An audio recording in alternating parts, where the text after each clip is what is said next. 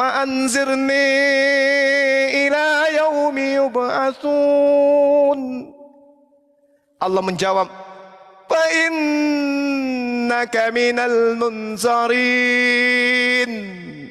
إلى يوم الوقت المعلوم.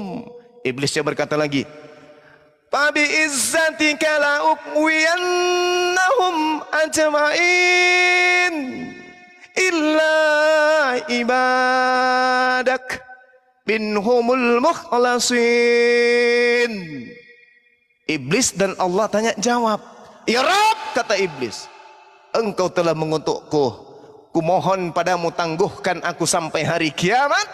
Allah mengatakan, fa innaka minal munzarin. Oke, kalau itu maumu, wahai hambaku yang durhaka kepadaku, jika itu maumu, aku berikan kamu umur yang panjang. Iblis tepuk tangan, cik. Dikasih umur panjang kita ini. Sampai kapan ya Rabb? Ila yaumil waqtil maklum. Sampai pada hari yang telah ditentukan waktunya, yaitu hari kiamat. Iblisnya salto-salto. Yes. Miliaran tahun dong. Triliunan tahun dong. Iya, silakan aja nikmati kehidupanmu di bumi, kata Allah. Panjangkan usiamu. Setelah itu iblisnya mengatakan, Babi izzatika la'u'yannahum ajma'in. Demi kemuliaanmu wahai Tuhanku, pasti aku akan menyesatkan mereka semua, kata iblis. Illa ibadaka minhumul mukhlasin, kecuali hamba-hambamu yang terpilih di antara mereka. Nah, apa implementasi dari sumpah iblis ini kemudian? Pada saat Nabi Adam, jelas iblisnya muncul dengan sendirinya. Pada saat Nabi Musa, Nabi Abraham, jelas musuhnya muncul dengan sendirinya, Namrus. Pada saat Nabi Musa muncul kemudian Nafiri. Pada zaman Nabi Isa muncul kemudian Paulus. Pada saat baginda Rasulullah Muhammad SAW muncul Abu Lahab, muncul kemudian Abu Lahab dan semua yang ada pada saat itu yang menjadi musuhnya. Jelas itu. Ada musuh-musuh, di mana musuh ini diutus oleh iblis yang sudah bersumpah.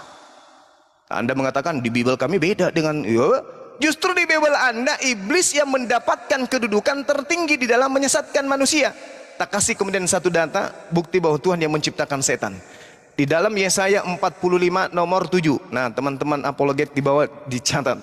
Di situ sangat jelas dikatakan, Akulah Tuhan yang menjadikan terang, yang menciptakan gelap, dan yang menciptakan nasib mujur, dan yang menciptakan evil. Evil ini apa? Ra dalam bahasa Ibrani apa tuh? Evil itu artinya apa? Ada yang tahu? Evil artinya apa? Ada yang tahu? Setan. Setan. Akulah yang menciptakan setan. Akulah Tuhan yang membuat itu semua.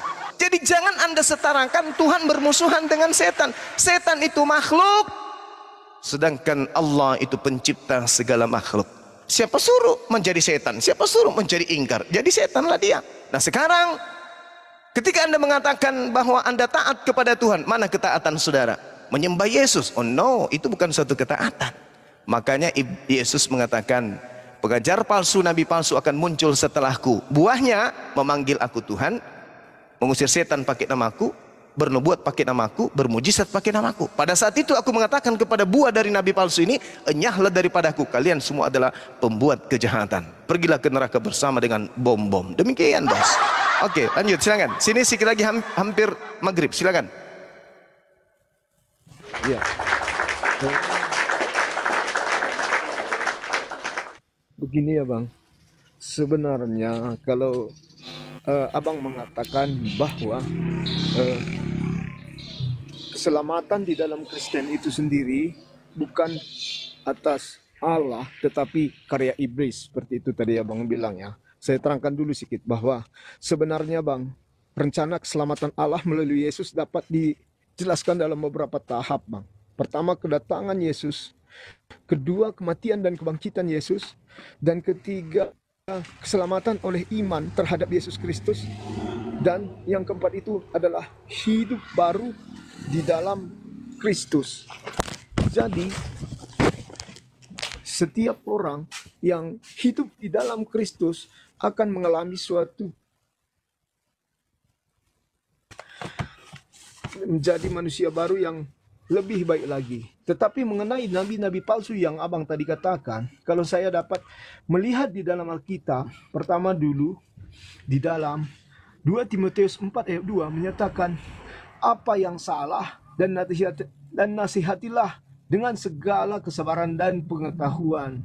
Di Yudas 1 ayat 7-8, seperti Sodom dan Gomora melakukan percabulan mengejar kepuasan yang tak wajar. Itulah nabi palsu, bang. Orang yang bermimpi-mimpi juga meramalkan, mencemarkan tubuh mereka, yang menghina kekuasaan Allah serta menghujat semua yang Allah buat. Itu juga adalah ciri-ciri nabi palsu, bang. Tetapi yang terpenting kita lihat ciri-ciri nabi palsu itu loh, bang.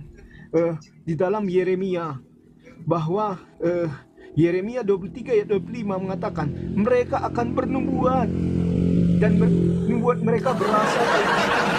Di ayat 27-29 membuat umat Allah melupakan namanya dengan mimpi-mimpi yang diceritakannya. Dan di Yeremia 8 ayat 10, bang, istri mereka untuk orang dan tanah mereka untuk penjajah. Dan yang ketiga, bang, Yeremia 3 ayat 2 itu berasal dari Arab katanya, bang. Kalau kita simpulkan seperti itulah, bang. Jadi saya dapat ambil kesimpulan di sini, bang. Perbedaan antara Kristen dan Islam itu sangat besar, bang.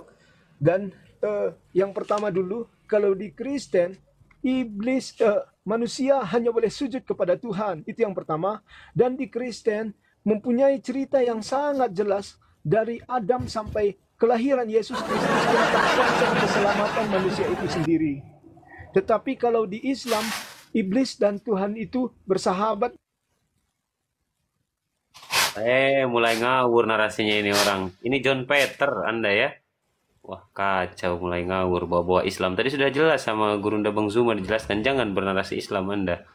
Udah sangat jelas tadi ya.